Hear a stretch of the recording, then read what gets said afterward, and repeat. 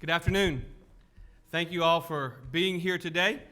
We appreciate you being with us in each of these daily press conferences. We've worked very, very hard over the last number of weeks working with these two fantastic gentlemen and their teams to respond to COVID-19.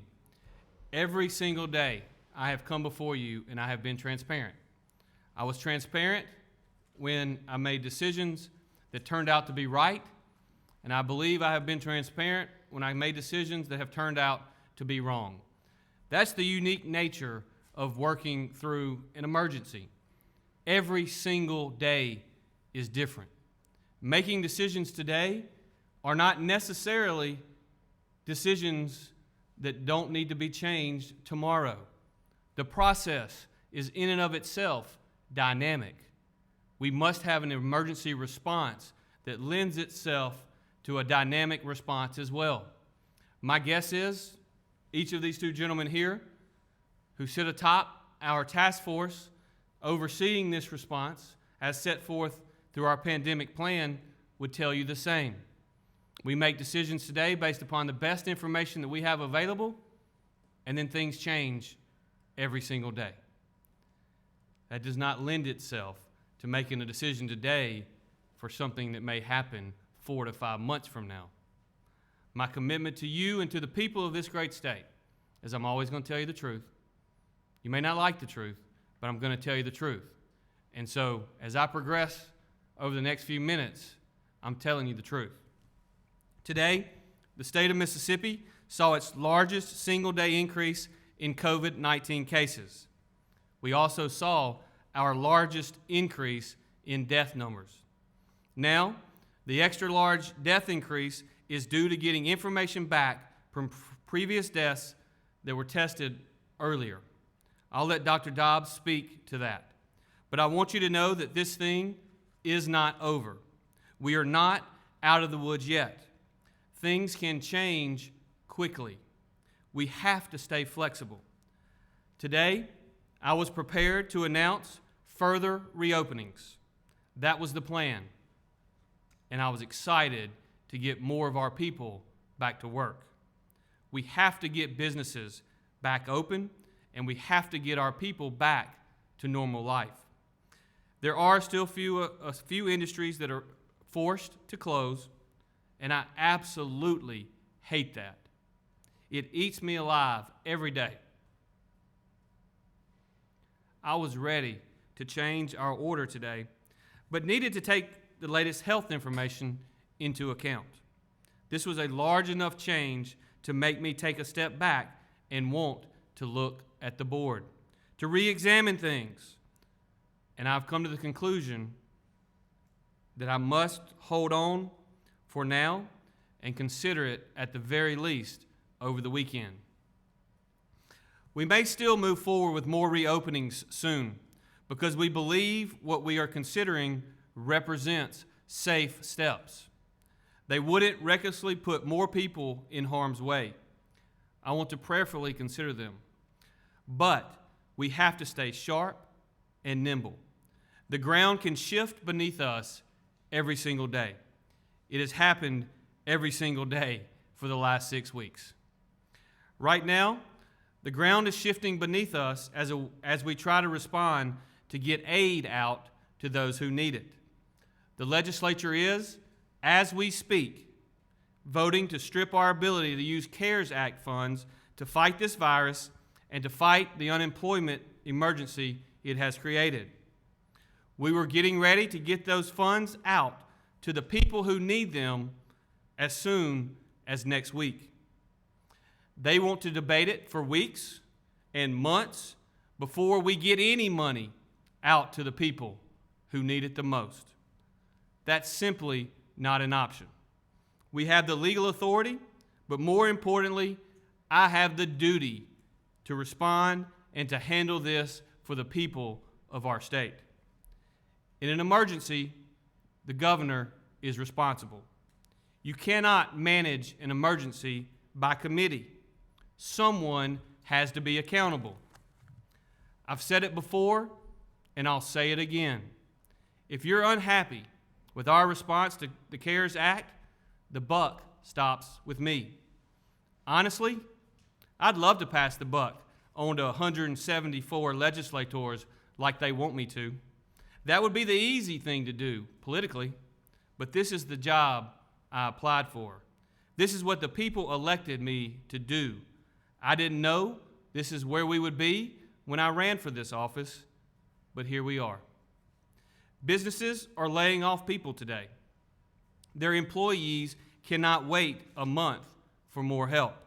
They want to prevent us from getting grants to them for immediate assistance.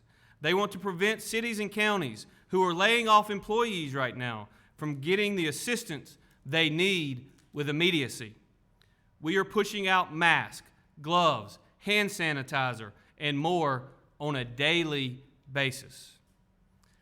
They want us to guess how much money we need for emergency supplies and budget based on that guess.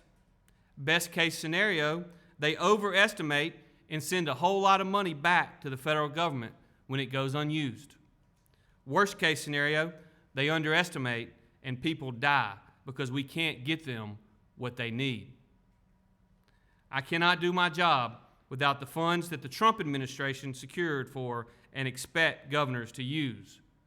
I can't do my job, but more important than that, it affects you, the people of this great state. You deserve better. We have been relying on the CARES Act funds to pay for the escalation of our employment system. They evidently don't want us to do that. We've increased the number of people at the Department of Employment Security from 50 to almost 350.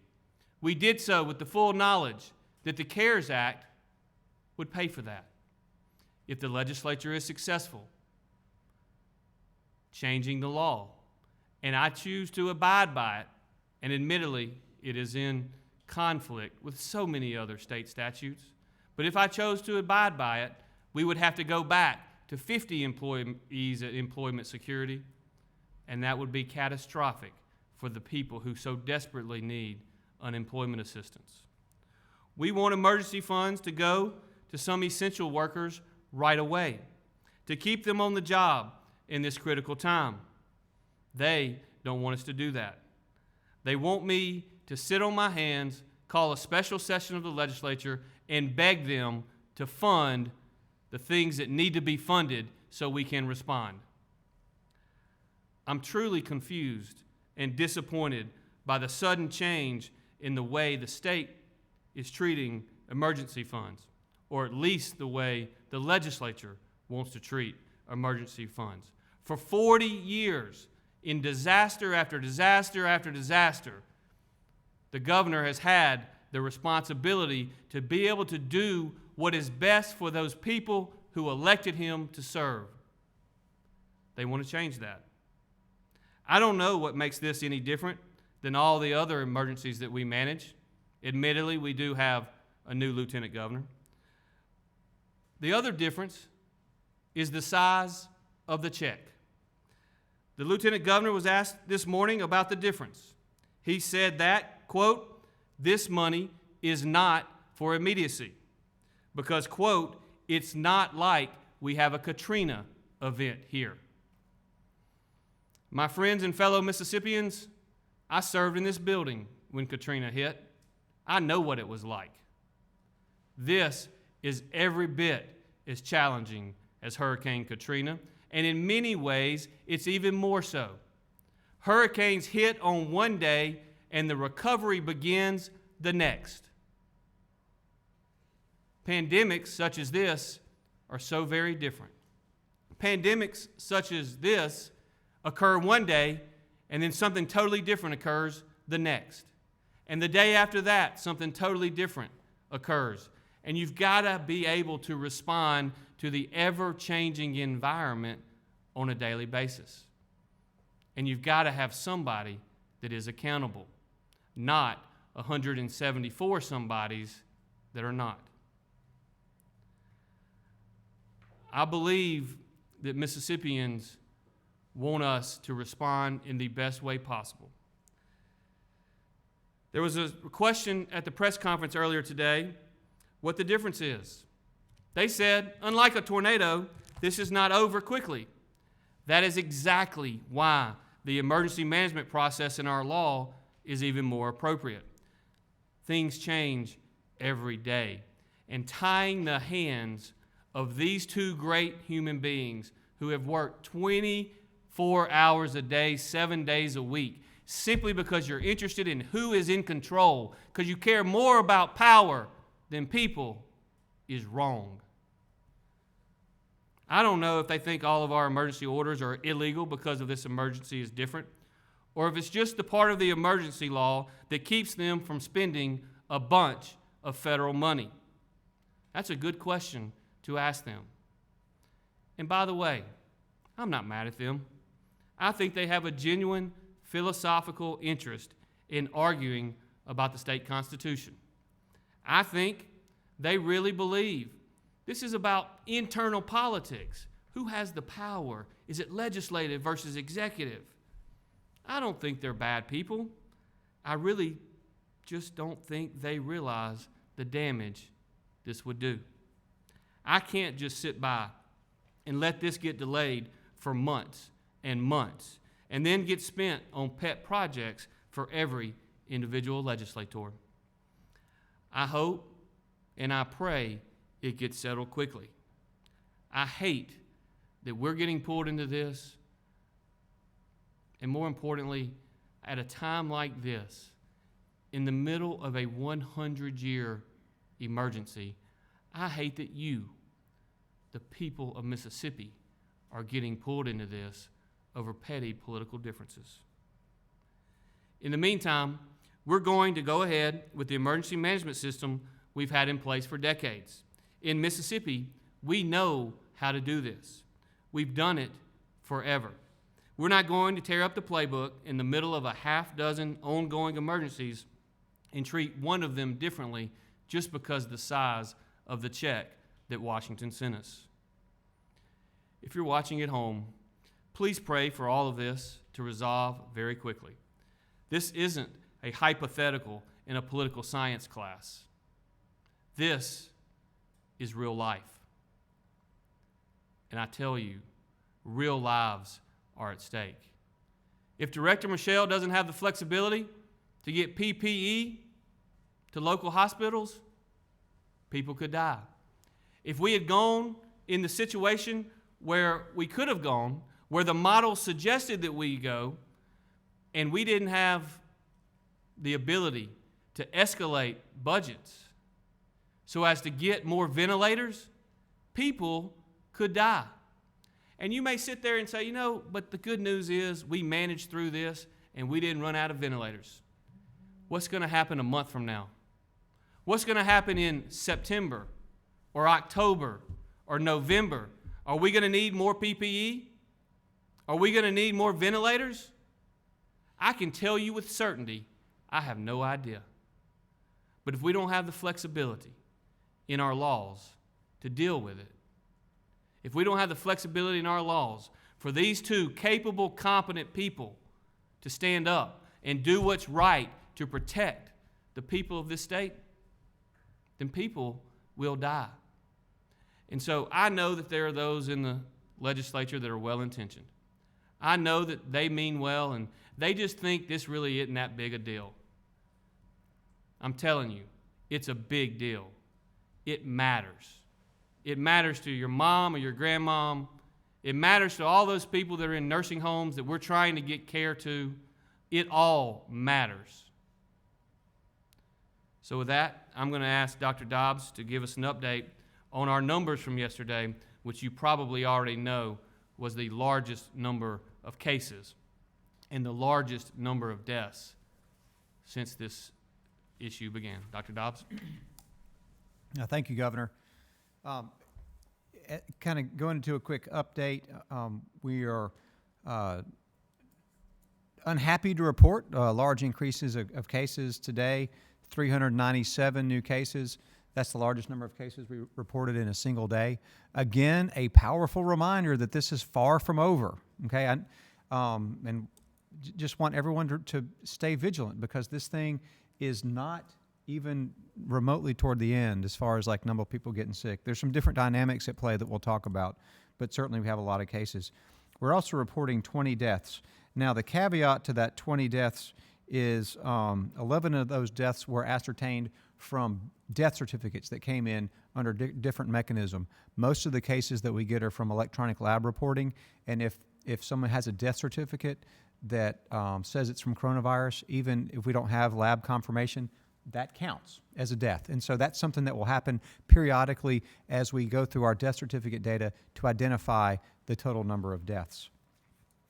Again, we continue to see the sheer preponderance of cases among African Americans, and of our 281 deaths, 164 are in African Americans. If you look at our case trends, you can see that about 10 days ago, there's a significant increase in the number of cases identified that may or may not represent our peak. We are still seeing a lot of additional cases. Please, everyone, stay vigilant. If we look at our testing, you can see that we've now tested well over 70,000 people and continue to test more and more. I think you'll see a remarkable increase in tests. Although we've been fantastic at getting these done, I think our changes in strategy, the strengthening of the supply chain for the private sector to get tests done through their normal lab conduits is going to continue to support that effort. And we're very happy to see that the Department of Health is able to switch to doing more outbreak testing, as we mentioned, and then also lower the threshold within our drive-through sites so we can test more and more individuals. Now, when we go back to the total number of new cases, 397, we have a sense that there's several things driving that number. A lot of it's going to be ongoing, just random community transmission.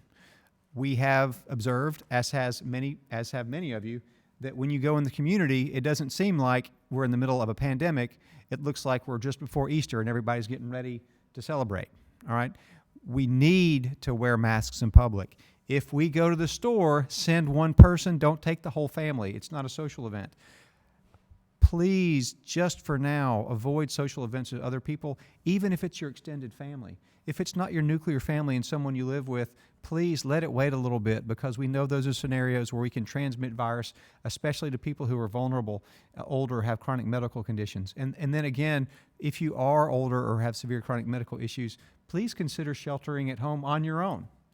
The risk today is no less than it was 3 weeks ago when people were in near panic frenzy, right? There's still a lot of cases going on. So we feel like, though, if people will do the right thing and understand these risks, they can be safe when they do those things they need to do and accessing additional services, retail necessities in the commercial environment. We do have some things that are very important in our trends as far as cases go. If we look at county by county, we're seeing a large number of cases, or a disproportionate number of cases in several counties, especially in the Scott County area, Neshoba, Leake, and then a little bit lesser so, Newton County. Those 4 counties, without a large population, account for 20% of our new cases in the last week. So we see there's a significant issue in that area. I was fortunate to have a great visit in Scott County this morning with the local leaders, with the medical community, with the mayor, Senator McCollum that was there. We had some representation from a faith community and a Hispanic church. So a lot of work is going to go into that area. We're going to move from an era of sort of disseminated transmission to looking at different outbreaks. And I think that's driving part of the increase is going to be localized outbreaks or localized transmission. Additional public health activities will need to happen in these places. And then also, too, like we know about, is the nursing homes, long-term care settings where people have a lot of cases. And then transitioning over to the number of hospital beds that are utilized, we're at the highest number of hospital beds utilized at 554, 75 COVID patients on ventilators and 160 on the ICU. Relatively stable on the ICU and the ventilator numbers, but it has not improved. Again, we're having ongoing utilization of the healthcare system. Another trend we're seeing when talking with our hospital partners is that their bed capacity is shrinking, not just because of COVID patients, but because other people are starting to come into the healthcare system because they've delayed healthcare. So there will be additional stresses. So just please, everyone, be aware that we're still in a very serious phase of this. We want to let people get back to normal, and there are safe ways to do that. But the more that every single person does of their own volition to be safe helps all of us so that we can get back to normal more quickly. Thank you, Governor. Thank you, Dr. Dobbs. Director Michelle, will you give us an update from the Emergency Management Agency's perspective? Yes, sir. Thank you, Governor. Just to give you a quick update, as I mentioned earlier this week with the PPE pushes, we were fortunate to have our largest shipment of PPE went out this week, and thank God that it happened that way given the peak in the cases. As you well know, that the PPE is distributed out and prioritized to those Tier 1 facilities where COVID patients are being treated, and then the counties get appropriate PPE for Tier 3.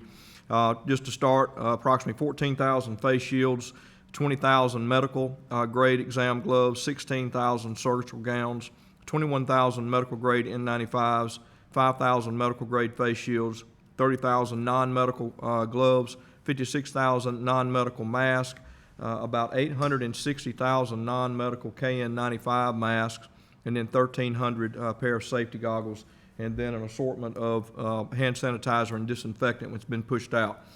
We have delivered today to our third shipment of Tier 1 shipments to District 7, 8, and 9.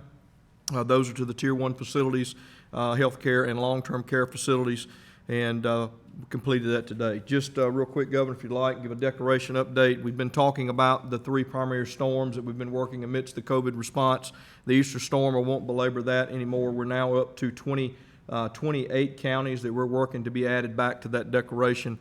The April 19th storm, we are continuing to gather data there, as well as the April 22nd and 23rd storm. I think it's important to note that a number of these counties have been hit multiple times during these storms, so it's not just one tornado hitting and then we move to another, so everyone is overwhelmed. And I make that comment simply because we've been getting a lot of inquiries from state leaders and in the counties and municipalities about the length of time and when will they be declared. We have 30 days from the time of the storm to make that declaration. Those damage assessments are being conducted, and I can assure you every bit of the damage will be collected, and if we meet the thresholds, we will be submitting to the governor for his submission to FEMA for those declarations. And then finally, I'm not going to belabor this because next week will be Hurricane Preparedness Week. We'll be talking more about our preparations for hurricane preparedness and COVID. And Governor, that's a quick wrap-up of what we got going on right now, sir. Thank you. With that, I'll open the floor to questions. We'll start over here with you, Ross. Governor, so you're saying you believe you have the sole authority to spend these funds, even though the legislature is now debating whether to put these funds under their control? We have an Emergency Management Act in Mississippi, which puts the governor in charge in the event of an emergency. That is critically important. The reason that's important is because we have to have an executive to execute the laws and to ultimately make decisions. I'll give you an example. We have signed multiple executive orders. We signed an executive order which allowed for those who went on unemployment assistance for us to waive the state law which says that first week you're not eligible. Because of this pandemic, I waived that. The federal government, through the CARES Act, said that we could actually pay that 1 week from federal funds. We escalated their authority at MDES so that they could make that payment. Under the bill that is before the legislature right now, we could not have done that. We could not have escalated their authority because it says for fiscal year 2021, if it's not specific in the bill, then there is no escalation authority allowed. And so what we would have had to do, just so everybody understands, and this is inside baseball for most of the people that are watching on TV, and I know it, and I can't imagine that I'm even talking about it. On the very day that we had the most cases, I can't even believe that I'm talking about a bill before the legislature because there are hundreds and hundreds of people across the street. But if that same language that they claim is going to be in effect in FY 2021 were in effect in 2020, we wouldn't have been able to pay those benefits. And I just think that's wrong. I don't think that makes sense. I don't think it makes any sense at all, because what we're trying to do in this response, and this is from my perspective, and these two are running state agencies in addition to overseeing the response, but we have to be quick. We have to be nimble. The existing CARES Act money, I'm ready to get it out to the people who need it. I'm ready to get it out to those teachers who need it. I'm ready to get it out to the people across the state, the small business owners. I was talking to the governor of Idaho yesterday. The governor of Idaho said that he approved yesterday a $350 million plan to provide grants to small businesses that didn't get the PPP program. You may remember, Ross, during the PPP fight, the president asked the Congress to come back in and fund an additional $250 billion for PPP. Well, Minority Leader Schumer and Speaker Pelosi didn't want to do that. They wanted to put some of their own things in that bill. And so they negotiated. They negotiated for days and days and days. And all that time, the small business owners in Mississippi that were entitled to that PPP money didn't get it. You know why?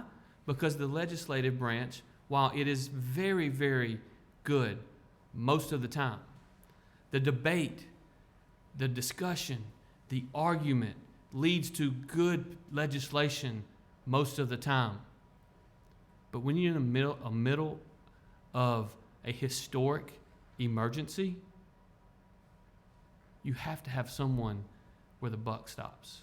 I've been that person in this emergency, and I don't want my people that elected me to this office, and even those who voted against me, I don't want them to not get what they need because we're going to wait a week, or we're going to wait 2 weeks, or we're going to talk about it in a month.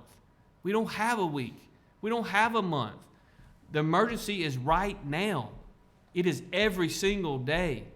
And at least those of us at this table and the literally hundreds and thousands of people that support us in our agencies are living it and breathing it every single day.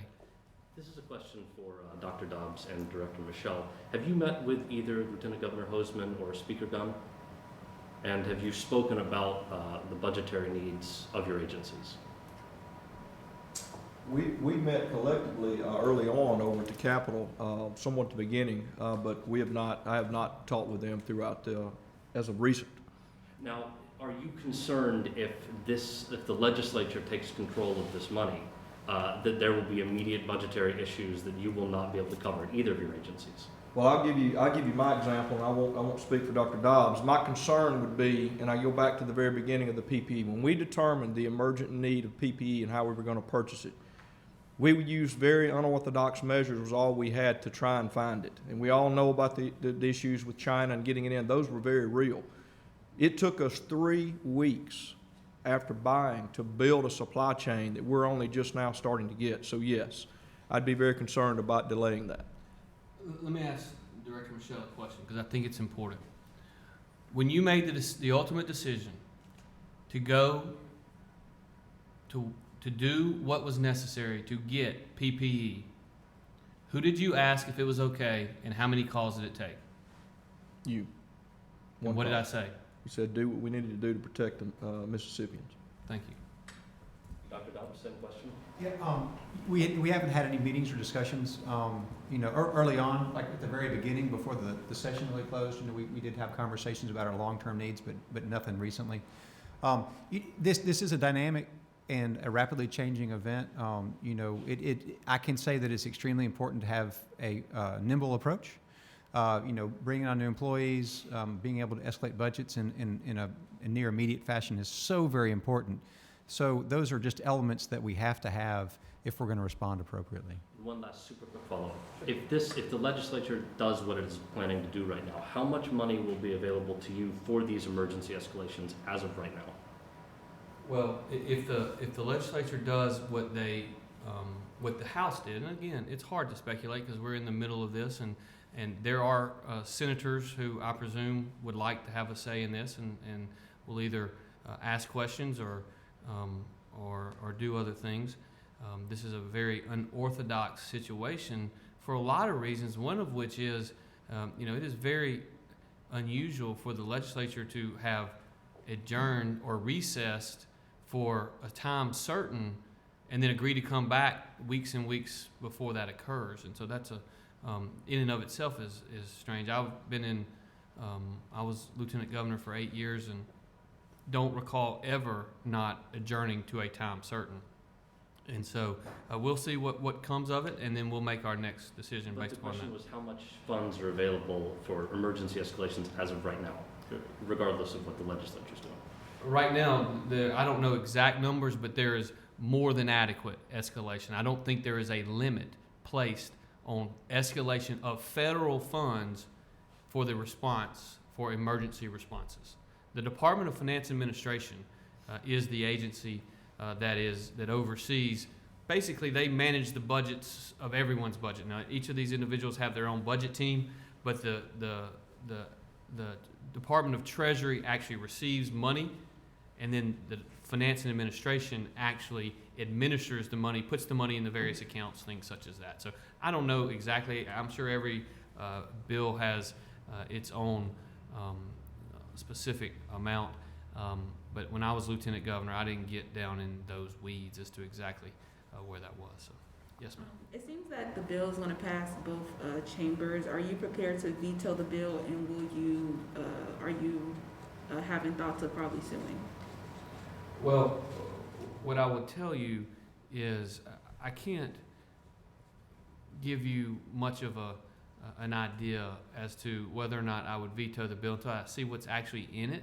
I hope and pray that I know it passed the House. I hope and pray that senators will try to, maybe they could reach out to the people who are actually involved in this pandemic response, maybe the people, and say, so here's a good question. The bill as it passed the House says that next year, if you don't have specific authority to escalate for the CARES Act in your budget that passes the legislature sometime in the next few months, then you can't escalate money from it. And so my question regarding that is, because we have to deal with this, we deal with it every day. Do you know how much PPE you're going to buy on October the 15th of 2020? I don't. Hope I don't have to buy any. I hope you don't too. But I don't, no, sir. Do you know how many cases we're going to have in October of 2020? No, sir. My commitment to the people of Mississippi is, regardless of what the legislature does, within the guidelines that I have, within the laws that I have to adhere to, I'm going to do everything in my power to protect Mississippians. Period. Courtney. You talked about seeing today's numbers, hearing today's numbers, and the kind of disappointment that came along with not being able to reopen more. Can you talk about the thought process and what went through your mind to see those numbers and know what was about to happen across the street? It's heartbreaking. It's heartbreaking. When you deal with a pandemic, the likes of which look like this, you know, the comments that it's not like we have a Katrina event here. I was around during Katrina. We are fastly approaching more deaths in Mississippi from this virus than we had from Katrina. I hear even some of my Democrat colleagues who weeks and weeks and weeks ago in the state of New Jersey, for instance, Phil Murphy, weeks and weeks and weeks ago said on a call, I remember it distinctly because I remember where I was on 9/11/2001. He said, guys, girls, governors, we were on a governor's only call. He said, today we exceeded the number of deaths from 9/11 in the state of New Jersey. So this is serious. This is really serious. And a lot of Mississippians are dying, and that's a very heavy burden to carry. But when you know you're doing everything in your power to minimize that, to mitigate that, to weigh the differences between the short-term public health crisis and what is a long-term economic crisis in our state. It's a short-term and a long-term economic crisis. If this bill passes and becomes law, and we have to make the determination that, you know, these things that we're doing in employment security to plus up the number of people who are answering the phones, we may have to shut them down. We may have to let them go. Why? For what reason? Because we got a political score to pay? There'll be time for that. Look, these guys can beat me up a month from now or a year from now when this is over. I'll take it. Just don't hurt people in the process. Governor, is it true that the third party you placed in the oversight of the money will actually receive a portion of the money that they oversee? I think Speaker Gunn or Lieutenant Hoseman said that at the news conference this morning. So we haven't placed anyone in terms of oversight of the money at this time. The time frame goes like this. So it was early this week. I don't recall, Ross, if it was Monday or Tuesday. We did an RFQ. We modeled that RFQ and really modeled the entire approach to the way in which Governor Barber utilized the exact same funds from the Gulf Opportunity Zone Acts way back in 2006. Those passed after Hurricane Katrina. You may recall at the time, Senator Lott was the most recent majority leader in the United States Senate. Senator Cochran was the chairman of appropriations in the United States Senate. So we had a lot of pull in Washington. We have a lot of pull in Washington now as well, but we had a lot of pull, and we got $5.4 billion is how much we got at that time. And so what Governor Barber did is he developed a lot of programs that had never been developed before, and he made the decision, why don't we hire an independent third-party group to look at each of those individual programs and get pre-clearance from the department. In those times, each department had different looks. Most of those $5.4 billion was CDBG grants, and so most of that was actually administered by the Department of HUD, Housing and Urban Development. And so that third-party group ensured that there wasn't any clawback, because anytime there is federal money, the Office of the Inspector General is going to do an audit and come back and look. We've got one going right now. I inherited it at the Department of Human Services. There's been lots of accusations that federal money was misspent. Now, I don't know all the details. That'll be coming up, I'm sure, that we'll have to deal with in the coming days and weeks. But the Office of Inspector General of HHS is reviewing that. I have been on call after call after call from the Secretary of the Treasury, in which he was on there, Secretary Mnuchin, and he has made it perfectly clear. He has made it perfectly clear. The Office of Inspector General of the Treasury Department is going to make sure that these monies are spent in compliance with the provisions of the Act and the guidance that is offered by Treasury. The other thing I'll tell you, this has been true of the PPP program. Y'all may have seen it. Have y'all noticed that the PPP program, the guidelines has changed at least 3 times on the PPP program? Just in the last 6 weeks, it's changed 3 times. Well, if the CARES Act the monies had been appropriated based upon the first guidance, and then Treasury changed the guidance, I guess we'd have to call a special session of the legislature, come back and change the appropriation bill. What we don't want to happen is for the $1.25 billion that was given to our state to respond to this emergency, for us to, for it to go through any process, whether it's executive or legislative, for it to go through the process, and for some percentage of those funds to be spent in a manner that is inconsistent with the guidelines, and then Treasury come back a year from now and say, hey, you did pretty good. You did 90% of these were right on line. They were in compliance. Now, where's our $120 million check for that 10% that you didn't? The other thing that we have to deal with is, what if Greg decides, and let's just assume for a second that the legislature is on board with whatever his recommendation is. What if he says, I think we've spent X number of millions of dollars in the first 6 weeks of this crisis.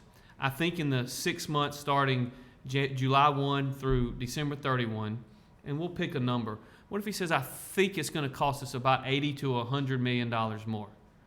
And the legislature appropriates and said, look, we're going to be safe. we're going to give you $100 million in appropriation authority of the CARES Act. And then what if the virus miraculously doesn't come back in September and October?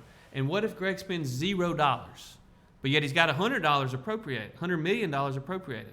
Well, what happens to that $100 million? Got any idea? I'll tell you. It goes back to the Department of Treasury. It goes back to the Department of Treasury.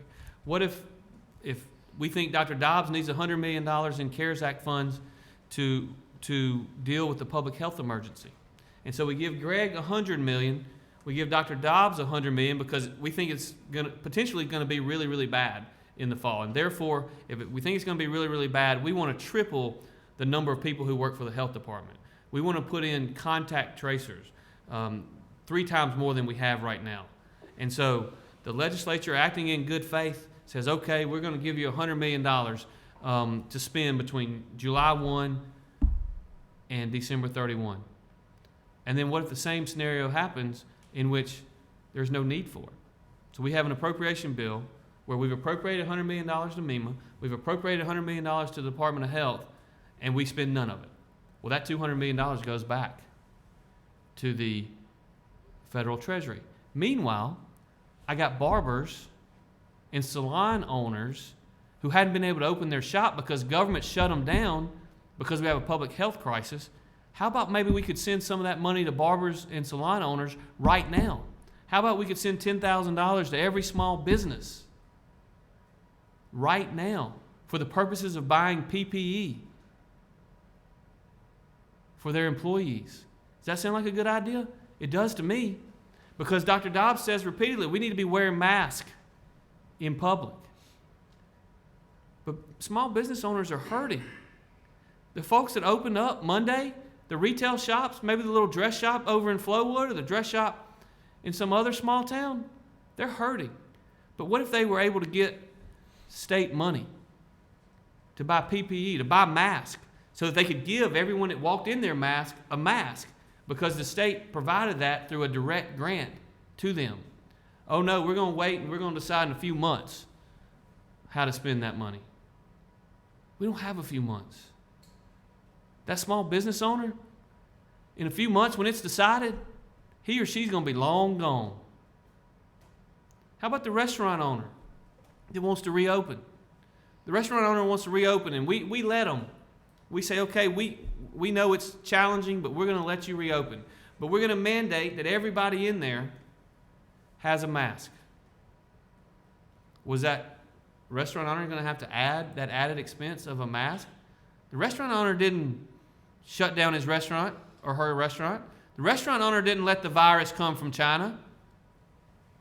So why don't we have plans in place where we can get this money to the people who need it right now, rather than waiting and saying, well, we'll just appropriate $100 million, in my example, $100 million here and $100 million there. We need none of it. The $200 million goes back to Treasury, and our restaurant owners and our barbers and our salon owners and our gyms, who we know are hurting, get nothing. It makes no sense. Ross. Does the RFQ that you mentioned say that the outside administrator will get a cut of that money? We would pay the third-party administrator to help us ensure that that program that I just mentioned to you, the program to directly buy PPE for the barber, directly buy PPE for the salon owner, directly buy PPE for the restaurant owner, I believe that's compliant. I believe Treasury regulations would allow me to do that. But there's always value in having a third-party administrator outside of government sign off on, either legally or from an accounting standpoint or otherwise, say, yes, we've talked to the Department of Treasury, and they say it's okay. And so the answer becomes, well, hell, Tate, you got plenty of time. Why don't you just decide if it's got time? Why don't you go figure out who the 30,000 small business owners are that would be entitled to get this money? And then you go ahead and you decide if when they get the money, they spend it on the PPE that they're supposed to spend it on. That's what the third-party administrator does, because some of us are relatively busy right now trying to do other things. We don't have the ability in the governor's office to oversee $1.25 billion without some help. I'll tell you, I'm just curious. If the legislature spends, let's say they create a great program, and they say, and they will, by the way, they're going to come up with some good ideas if they get this money. But what they're going to do is they're going to appropriate $125 million, even if it's a good idea, and they're going to expect some state agency to administer it. I've been lieutenant governor for 8 years before I became governor. We reduced the number of state employees from 32,000 down to 26,000. We did it because it was the right thing to do. We did it because we were operating at a level that was good for Mississippi. But we don't have significant increased capacity within state government to run the kind of programs that it takes. You go back and look at what happened after Hurricane Katrina, and I know I keep talking about Hurricane Katrina, but I have experience in it. I was in government during Hurricane Katrina. I was in this building the day that Hurricane Katrina had just swept through the state of Mississippi. For those of you who weren't here, this building was rocking back and forth because we had tremendous winds in Metro Jackson. Because the building was rocking back and forth, we lost power to this building. I was up on the 11th floor. We had at the time the treasurer's office. I hadn't been up there in a number of years, but we had a room that had a generator to keep our computers cool. But with the power knocked off, while we could get a little bit of light, there was no heating and air in the building. Air conditioning is what you needed. Happened on August the 29th. So for the next number of days and weeks, I spent a lot of time in the conference room at the governor's mansion working with Governor Barber and his staff, mainly his staff who were housed there because they were at that time in this building as well as before he moved across the street. And so I know I keep referring to Hurricane Katrina, but that is the experience that I have with these disasters. It's also the experience that Mississippi has. It is that very experience, I presume, and I will tell you, I haven't talked to Governor Barber in the last couple of weeks. But I presume it's the experience that he had is why he wrote the op-ed today, talking about how important these decisions are that are currently being made and the ramifications to them. Just a quick point of clarification. The third-party group would have oversight only, no say in how that money was spent. They're just there as kind of a helpful eyes. Legal and accounting. Legal and accounting. Here's a $150 million program. If I say ultimately okay, or even if they do across the street, we're just saying okay, somebody's actually got to send, if it's $10,000 grants and it's $100 million, well, that's 10, 100, that's basically 10,000 grants that have to go out. $10,000 grants don't just happen. I mean, you actually have to send them, and you have to figure out a way to distribute that money, and you have to have a way to make sure that everybody that's supposed to get it gets it. I'll give you an example. Treasury sent out checks after the CARES Act was passed, $1,200 checks. Well, some of them they direct deposited. Some of the $1,200 checks they sent to people who had died. And so Secretary Mnuchin has been on a few press conferences and said, hey, if you got your mama or your daddy's check and they're dead, you need to send it back to them. Well, the Secretary of Treasury can do that because he's the Secretary of Treasury. I promise you, if Mississippi sends a $10,000 check to someone who's dead, Secretary of Treasury is going to come to us and say, you owe us that $10,000 back, right?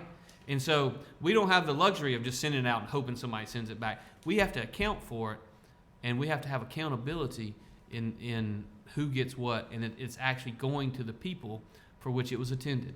When you spend $1 billion and by the way, this is going to be very quick. Even if they wait until June 30 to spend it, that's only 6 months.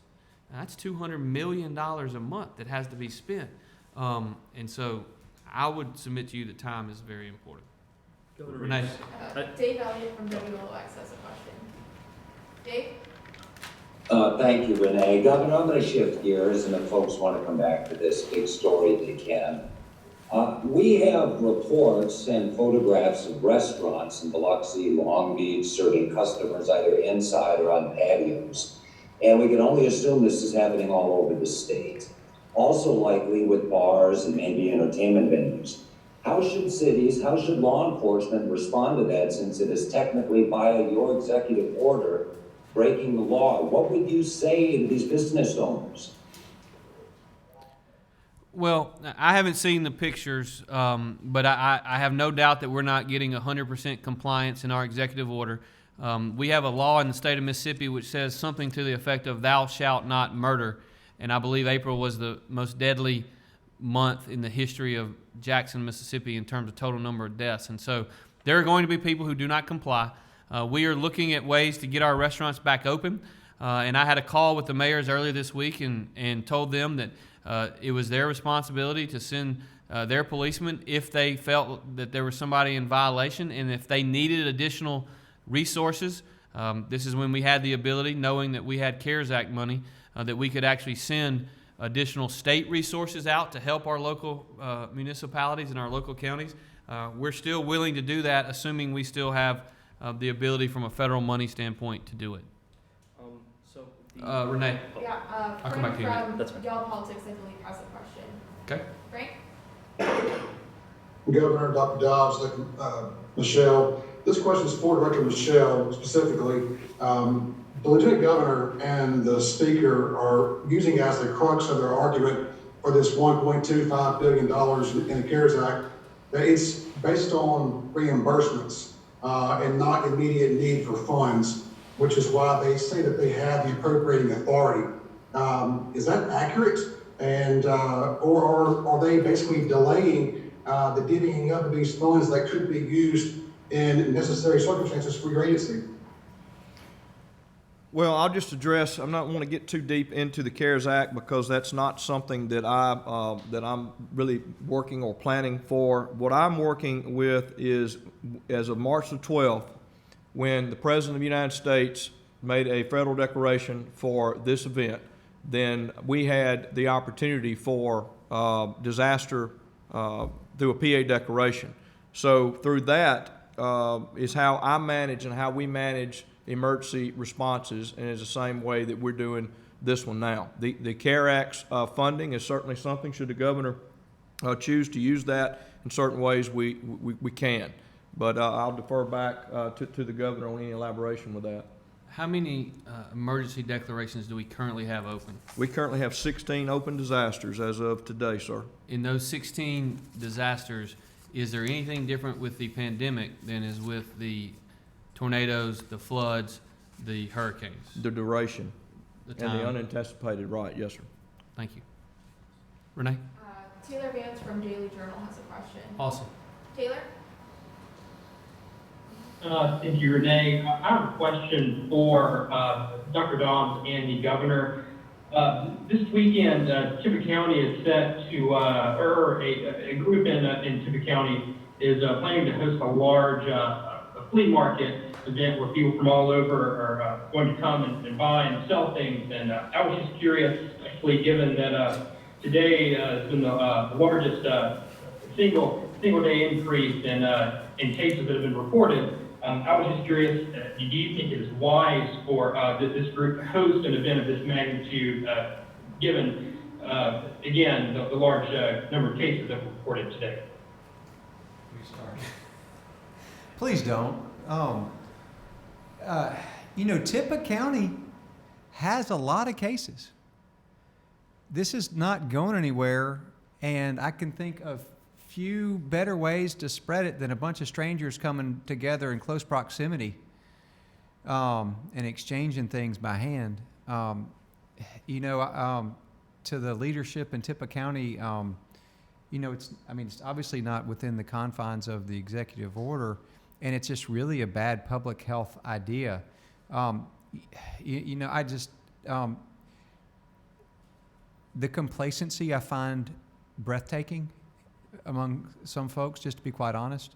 And don't be surprised if we have a rebound in cases and have to reverse course if people are not willing to do the simple things that are requested at this time that also give some enhanced freedoms. Really, just please do not. If the people who are running it, I would hope you would cancel it. The people who would go, please stay home. Well, I am supportive of the state health officer and his recommendation, have been every step of the way, and I completely concur. Look, this thing is not over. I know people are frustrated. I know people are tired of staying at home. I know you want to get out and you want to conduct business. But large groups, lots of different people coming to one spot, mixing and mingling, talking, not wearing masks, and then going back out to their communities, that's how spread occurs. That's how community spread occurs. And so please do not do that. So going back, Speaker Gunn, the argument that they made is that the Mississippi Emergency Management Law of 1972 provides you with the authority to accept and receive funds. But, and I'm quoting here, nowhere in that statute does it say that the governor can spend those funds. What's your response to that? Well, I read the act the other day, and I believe that it is very clear that the governor can accept and can direct those funds to whatever state agency, whatever political subdivision, because here's another one. I talked to the mayors this week. I talked to the supervisors last week. We got to get some of this money out to our local governments because they're on the front lines dealing with these things. It was asked earlier, I guess by Dave, about what about the city of Biloxi or some city on the coast? Should they be enhancing their patrols so as to be able to meet the needs and make sure that they're shutting down those who are not in compliance? What about Harrison County? I talked to the sheriff not too long ago, and he was upping his amount of patrolmen and making sure that they were on the beach, making sure that people were not gathering in groups of 10 or more. Those are allowable expenses under the CARES Act. We absolutely have the ability to help them fund those expenses. And my question to you is this.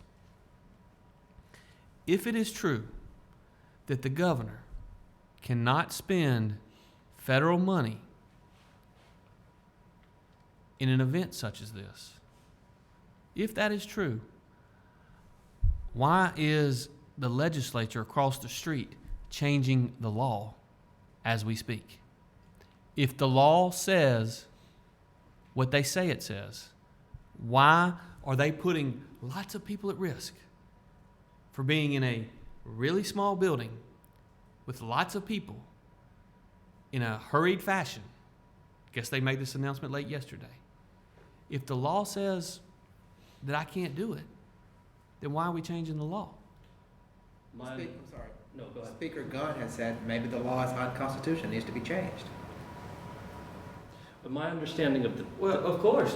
If the law, if they believe that the law needs to be changed, then isn't that an admission that the way in which we've operated under emergency management for 50 years, allowing Governor Barber to use GO Zone funds, allowing Governor Barber to use American Recovery and Reinvestment Act funds, allowing Governor Bryant to use Restore Act funds in the event of an emergency?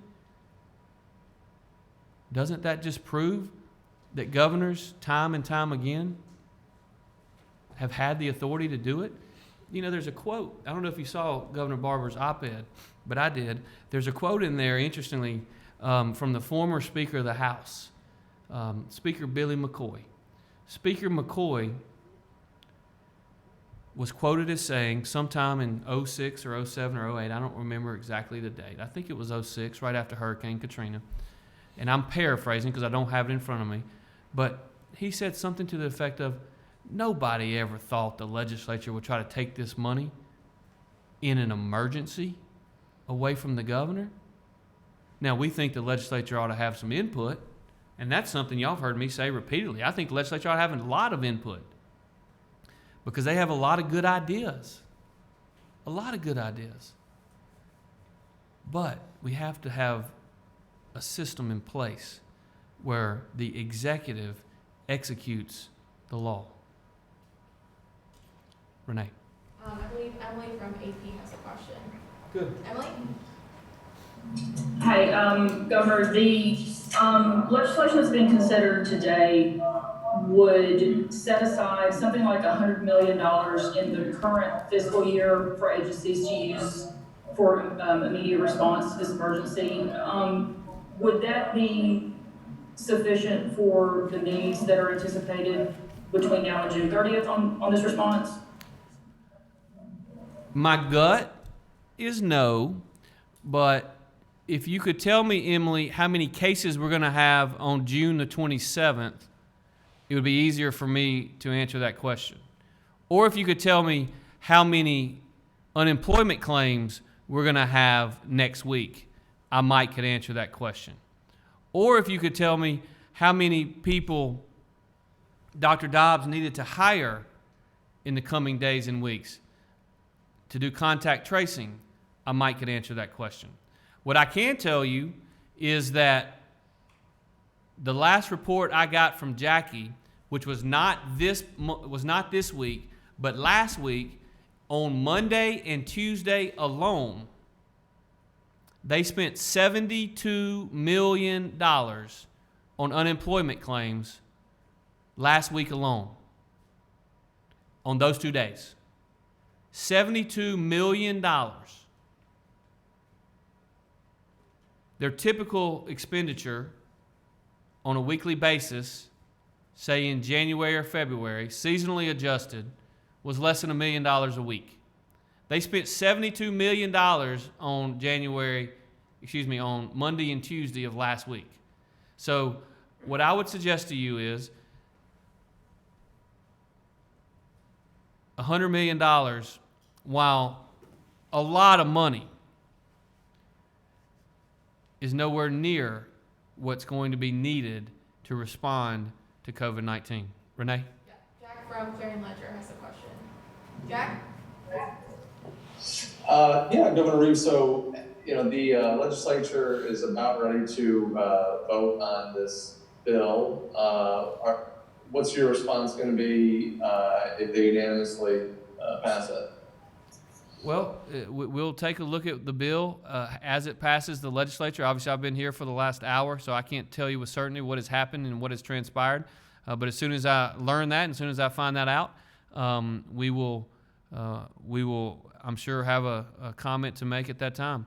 I've tried to explain to the people of this great state how dangerous I believe this is, how, quite frankly, how much I am afraid that it puts people at risk, and we are going to have to determine what it means. I will just tell you, there are every single day at my office, and I got to believe that legislators are getting these same calls, and I'll tell you, I've spoken to many legislators over the last several days, and what I will tell you is the thousands of calls that we're getting in the governor's office every single day are people that are almost panicked. They're people who are in tears. They're people who have been trying to get unemployment assistance that have never before in their life been on unemployment. The notion that we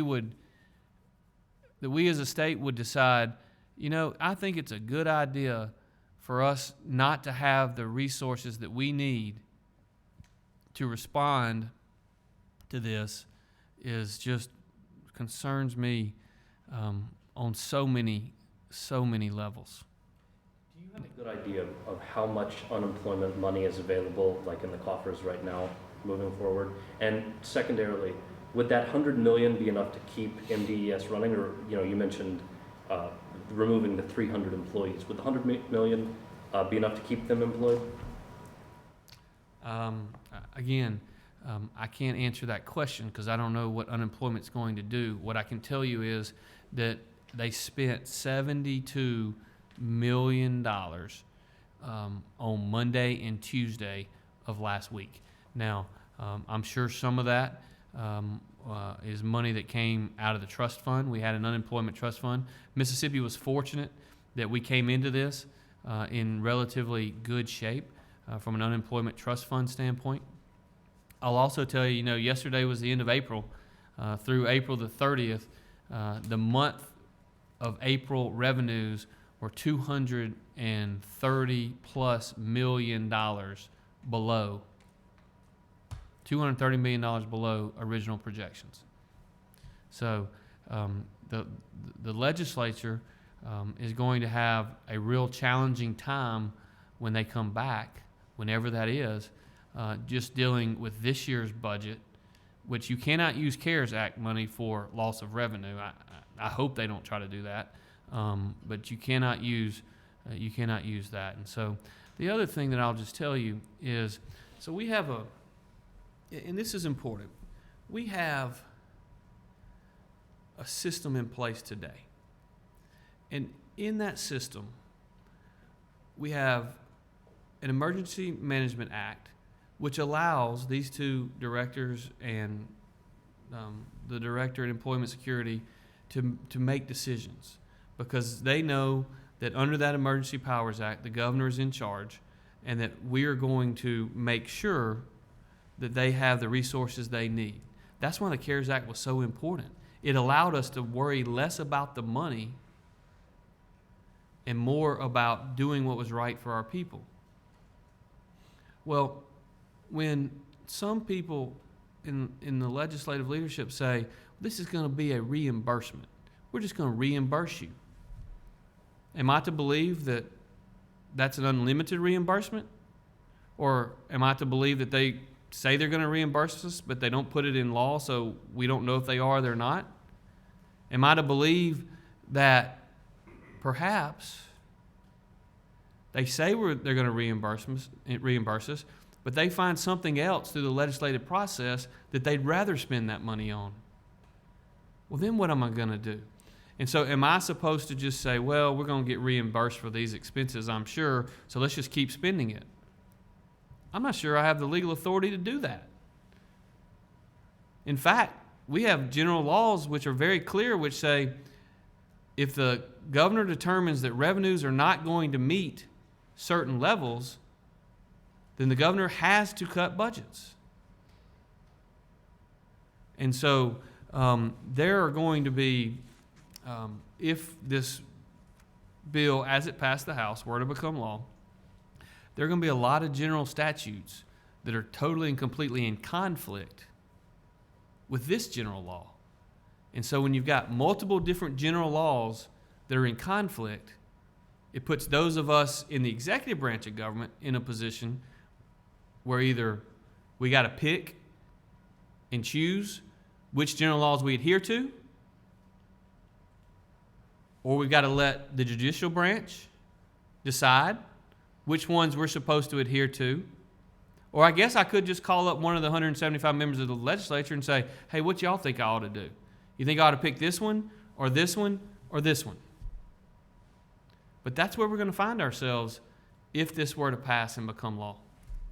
Yes, ma'am. If you were to pick a third party for legal or accounting, how would that person be? How would they be chosen?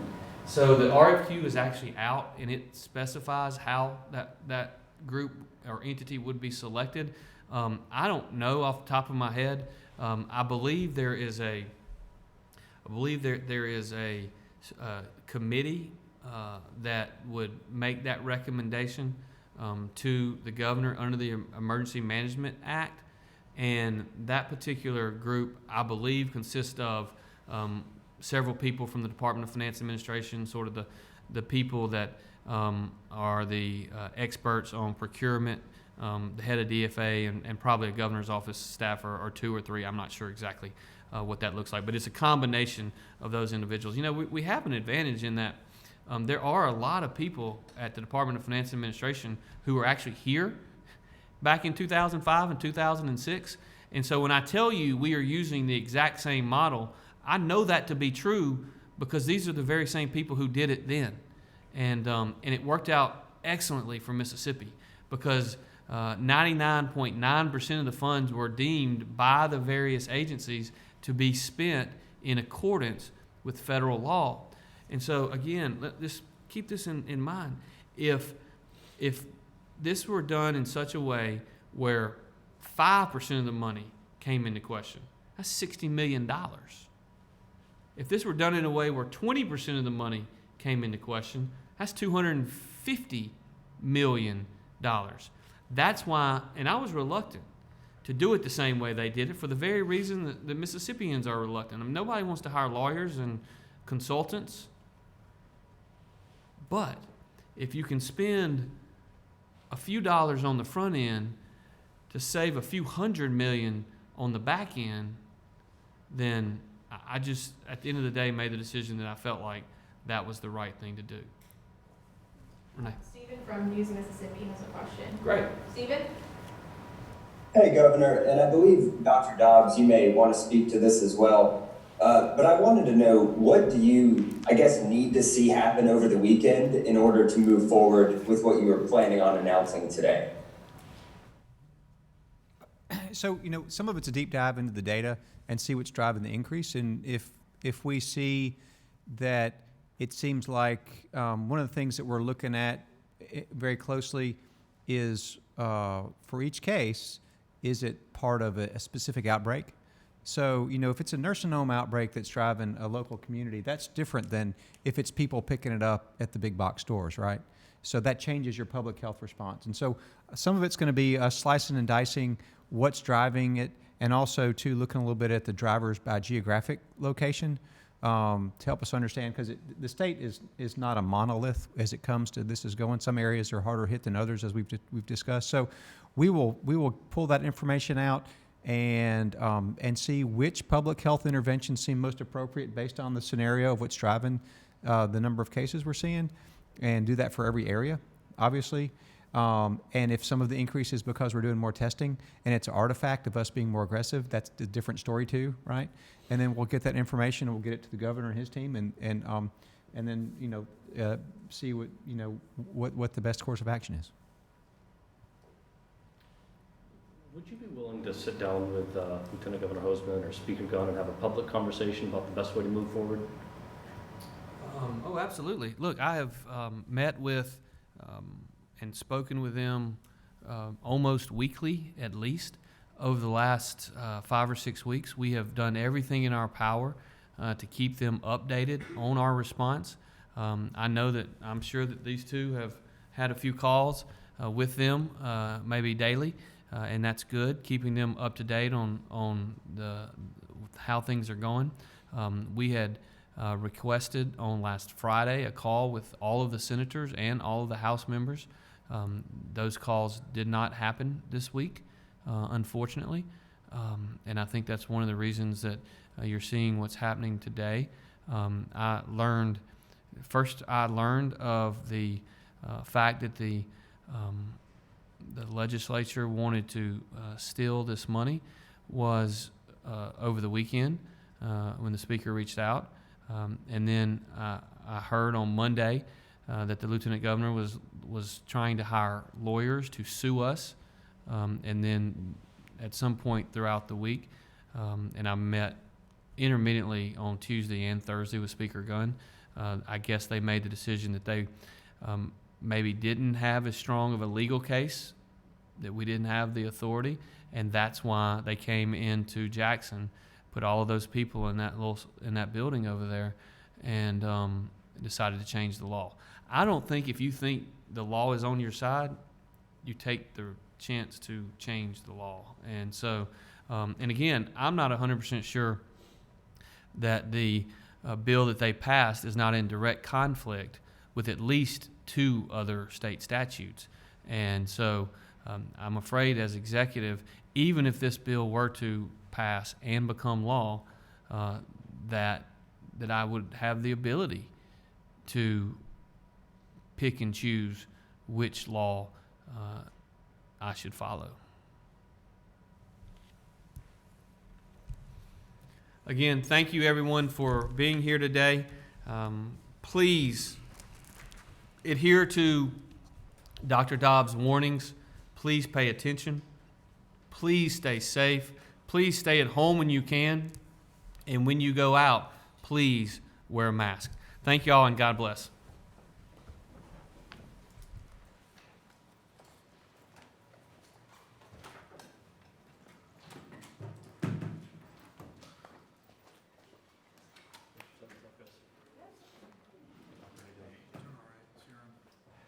He seems tired.